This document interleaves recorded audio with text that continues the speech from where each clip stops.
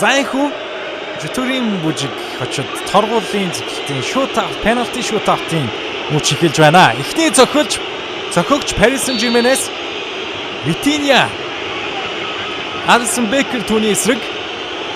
Vitinha за бөмбөрөөгөө харахгүй байх шүү. Vitinha гүйж гарч ирээд нэг зангаа доогуур зогссон. Ингээд Мохамед Салах Ливерпулийн энэ удаагийн хамгийн шилдэг тоглогч байгаа. Дэлхийн хэмжээнд дэлхийн хөлбөмбөгийн ертөнцид хамгийн шилдэг формтой тоглогч байгаа Мохамед Салах энэ удаа торгуулийн зохиолд алдаагүй явж байгаа. Найдвартай гэмээр бол залбираа сууж байна. Одоо залбирахгүй гэдээ яах вэ? Ганзало Рамш гүйж ирээ зогсон.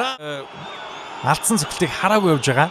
Дарвин Núñez гүйж ирээд зангаа Дарвин Núñez Дембеле энэ тоглолтод сор ганц голыг оруулсан Усман Дембеле гүйж ирээд зүүнээсээ баруун руугаа шилжээд баруунаараа зогсон.